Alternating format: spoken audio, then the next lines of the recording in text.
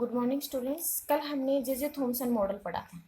जे J Thomson में क्या बताया गया था कि एक एटम होता है, एक स्पीयर की तरह होता है। इसमें स्पीयर वाला पॉजिटिव पार्ट और सेंटर के अंदर इलेक्ट्रॉन जैसे एम्बेडेड होते हैं, means negative charge particles embedded होते हैं और ये पॉजिटिव और नेगेटिव चार्ज इक्वल होते हैं।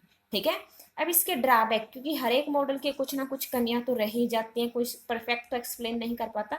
तो drawback of Thompson model means क्या कमियां रहेगी थॉमसन मॉडल में। एक तो ये है कि ये एटम्स की स्टेबिलिटी को एक्सप्लेन नहीं कर पाया। भाई एटम किस तरह से स्टेबल होता है, इसने ये तो बता दिया कि जो एटम है वो क्या है, भाई इसके अंदर मीन्स पॉजिटिव पार्ट और नेगेटिव पार्ट दोनों इक्वल होते हैं, लेकिन इसने स्टेबल कैसे हुआ ये एटम, उस चीज को एक्सप्लेन नहीं कर पाया। दूसरा, इसने ये नहीं बताया, क्योंकि आगे जो है रदरफोर्ड मॉडल इसको एक्सप्लेन करेगा कि एक एटम होता है, उसके सेंटर के अंदर क्या क्या चीज प्रेजेंट होती है। सेंटर के अंदर क्या होता है, प्रोटॉन और न्यूट्रॉन। इस चीज को एक्सप्लेन नहीं कर पाया। इलेक्ट्रॉन कहाँ प्रेजेंट होते हैं, प्रोटॉन कहाँ प्रेजेंट होते हैं। ठीक है। तो देखो, it could not explain stability of atoms. The theory did not mention anything about nucleus of the atoms, means nucleus कहाँ पे प्रेजेंट होता है, पहली बात तो ये नहीं बता पाया। ठीक है, न्यूक्लियस कहाँ पे प्रेजेंट होता है वो नहीं बता पाया। It could not explain scattering experiment, और ये स्कैटरिंग एक्सपेरिमेंट जो हम रदरफोर्ड में पढ़ेंगे वो चीज को एक्सप्लेन नहीं कर पाया। ठीक है। तो इसमें ओवरऑल क्या देखें, एक तो स्टेबिलिटी को एक्सप्लेन नहीं कर पाया, एक न्यूक्लियस के बारे में नहीं बता पाया, और तीसरा स्कैटरिंग के बारे में। अब उसके बाद में आपकी बुक में ये न्यूट्रॉन की डिस्कवरी बाद में, लेकिन मैं पहले ही करवा रही हूँ डिस्कवरी ऑफ न्यूट्रॉन्स, ताकि एक एटम पूरा कंप्लीट हो जाए। क्योंकि एटम के अंदर प्रोटॉन, इलेक्ट्रॉन और न्यूट्रॉन तीन चीज प्रेजेंट होती है। तो डिस्कवरी ऑफ न्यूट्रॉन, न्यूट्रॉन की डिस्कवरी की थी चैंडविक ने। ठीक है, साइंटिस्ट का नाम क्या है, चैंडविक। इसने क्या किया कि एक अल्फा पार्टिकल, सबसे पहले देखो अल्फा पार्टिकल होते क्या है। अल्फा पार्टिकल्स क्या होते हैं, जनरली हम हीलियम एटम को लेते हैं, मींस जिसके ऊपर 2 यूनिट पॉजिटिव चार्ज हो, 2 यूनिट पॉजिटिव चार्ज हो। तो हीलियम एटम हम किस में काउंट करते हैं, अल्फा पार्टिकल में, क्योंकि हीलियम का एटॉमिक नंबर होता है 2 और एटॉमिक मास होता है 4। ठीक है। ये मैं एक टेबल भेज दूंगी आपको, आपको वो याद भी करने हैं कि इसका एटॉमिक नंबर कितना है, कितना मास है। ठीक है। तो अल्फा पार्टिकल्स क्या होते हैं, जिसमें 2 यूनिट पॉजिटिव चार्ज हो, उसको हम क्या बोलते हैं, अल्फा पार्टिकल्स। तो अल्फा पार्टिकल्स का बम्बारमेंट करवाया किसके ऊपर, बेरिलियम एटम पे। बेरिलियम लिखा जाता है Be। ठीक है। बेरिलियम का एटॉमिक नंबर होता है 4 और मास होता है 9। तो एक अल्फा पार्टिकल्स का बेरिलियम के ऊपर बम्बारमेंट करवाया, मीन्स उसके ऊपर फायर करवाई गई। ठीक है।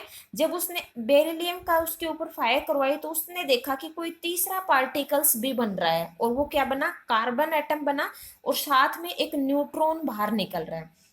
तो ही फायर्ड अल्फा रेडिएशन। ठीक है, अल्फा पार्टिकल या फिर alpha radiation at beryllium sheet, means beryllium atom पे। तो जैसे Be लिखा बेरिलियम एटॉमिक, ये नीचे लिखा हुआ ये एटॉमिक नंबर है, और ऊपर लिखा हुआ ये क्या है, एटॉमिक मास। इस चैप्टर में ही पढ़ेंगे आप एटॉमिक नंबर मास के बारे में, तो एक बार इतना देख लो।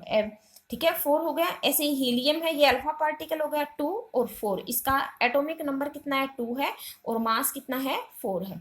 तो जब हम इसकी अल्फा पार्टिकल्स का बम्बारमेंट करवाए तो क्या बना, देखो 4 और 2 6, 6 बन गए ना। नीचे वाले को नीचे वाले से ऐड करो, 4 और 2 6। 6 पे जो एटम होता है वो होता है कार्बन, जिसका एटॉमिक नंबर 6 होता है, वो कौन सा होता है, कार्बन एटम। तो अब ये 9 और 4 कितने हो गए, 13। लेकिन कार्बन का जो मास होता है वो 12 होता है। कार्बन का मास कितना होता है, 12 होता है। कार्बन का मास कितना होता है, 12। तो यहाँ पे मीन्स एटॉमिक नंबर 6 वाला बन गया, मीन्स कार्बन बन गया, और मास कार्बन का 12 होता है तो 12। लेकिन ऊपर कितना मास है, 13 है। इसका मतलब कोई एक मास और बच गया, लेकिन एटॉमिक नंबर उसका कुछ भी नहीं है। तो ये इसलिए लिखा 0 और n 1। n ये क्या है, न्यूट्रॉन। 1 क्योंकि एक मास बचा हुआ, तो इससे ये जो पार्टिकल्स निकला इसको क्या नाम दिया गया, न्यूट्रॉन का नाम दिया गया। और न्यूट्रॉन को किससे रिप्रेजेंट किया जाता है, n से। तो न्यूट्रॉन हैव नो चार्ज, इसके ऊपर कोई भी चार्ज नहीं होता। आपने देखा इलेक्ट्रॉन के ऊपर 1 नेगेटिव चार्ज, प्रोटॉन के ऊपर 1 positive charge, neutron have no charge, कोई चार्ज नहीं होता इस पे, ना पॉजिटिव चार्ज होता है ना नेगेटिव चार्ज। अब कैसे दिमाग में आया कि भाई न्यूट्रॉन की डिस्कवरी है, क्योंकि एक एटम तो हमें पता चल गया कि एक एटम है वो तो न्यूट्रल है, मीन्स उसमें पॉजिटिव चार्ज मीन्स प्रोटॉन और इलेक्ट्रॉन बराबर बराबर है, अगर 2 है तो 2 ही इलेक्ट्रॉन है 2 ही प्रोटॉन है, अगर 3 है तो 3 ही प्रोटॉन है 3। लेकिन जो न्यूट्रॉन के दिमाग में कैसे आया कि भाई कोई तीसरा पार्टिकल भी प्रेजेंट है वो न्यूट्रॉन है, कैसे पता चला कि जो एटम है उसकी जो पूरा जो, जैसे मान लो हाइड्रोजन एटम को छोड़ के हीलियम ले लिया हमने, ठीक है, हीलियम एटम ले लिया, तो इसका जो है हीलियम का एटॉमिक नंबर 2 होता है, तो इसका मतलब 2 प्रोटॉन हो गए इसमें और 2 ही इलेक्ट्रॉन हो गए।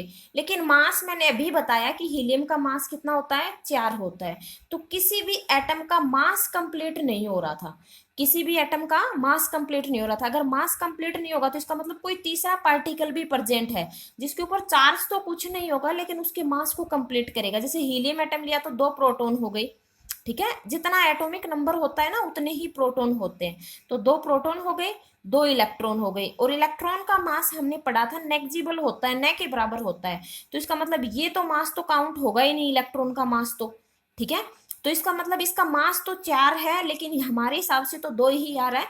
तो फिर दिमाग में ये सोचा गया कि अगर मास कोई तीसरा पार्टिकल भी प्रेजेंट होगा जो इसके मास को कंप्लीट करेगा, और तीसरा पार्टिकल्स मीन्स जिसका मास 2 होगा तभी तो ये 4 बनेगा, तो इसीलिए न्यूट्रॉन की डिस्कवरी हुई। दिमाग में ये सोचा गया तो भाई कोई तीसरा पार्टिकल प्रेजेंट है और वो तीसरा पार्टिकल क्या था, न्यूट्रॉन, जिसके ऊपर चार्ज तो कुछ नहीं है लेकिन उसका कुछ मास है, ठीक है, और mass of neutron is equal to that of proton atom, ठीक है, लगभग प्रोटॉन के बराबर होता है। प्रोटॉन का मास कितना होता है, लगभग 1 पॉजिटिव मीन्स, वैसे एग्जैक्ट माने तो हर एक एलिमेंट का अलग अलग होता है वैसे, या फिर हाइड्रोजन एटम, तो mass of neutron is nearly equal to that of hydrogen atom, या फिर प्रोटॉन एटम लिख लेना हाइड्रोजन की जगह पे, ये ज्यादा अच्छा है, ठीक है, प्रोटॉन एटम।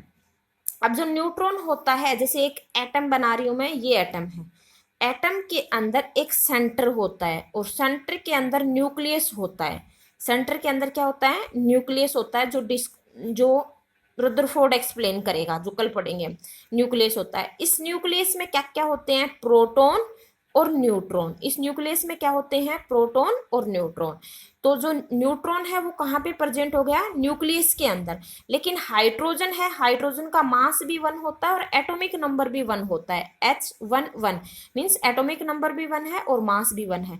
तो इसका मतलब ये है कि भाई एक प्रोटॉन तो हो गया इसमें, तो मास इसका पूरा हो गया। हाइड्रोजन एटम एक ऐसा एलिमेंट है जिसके अंदर कोई भी न्यूट्रॉन नहीं है। न्यूट्रॉन को रिप्रेजेंट किससे किया जाता है, N से किया जाता है, और इसका मास मीन्स एक एटम का मास किस पे डिपेंड करता है, एटम का जो मास होता है वो किस पे डिपेंड करता है, एक तो क्योंकि सेंटर के अंदर होता है पूरा मास, तो सेंटर में क्या क्या है, प्रोटॉन और न्यूट्रॉन, तो इनके मास के बराबर। तो देखो neutron is present in the nucleus of all atom, nucleus में प्रेजेंट होता है सभी एटम के छोड़ के हाइड्रोजन एटम को, ठीक है। Neutron is represented by N, N से लिखा जाता है। Mass of an atom is therefore given by this sum of masses of proton and neutron present in the nucleus. तो मास को हम कैसे रिप्रेजेंट करते हैं, प्रोटॉन प्लस न्यूट्रॉन, ठीक है।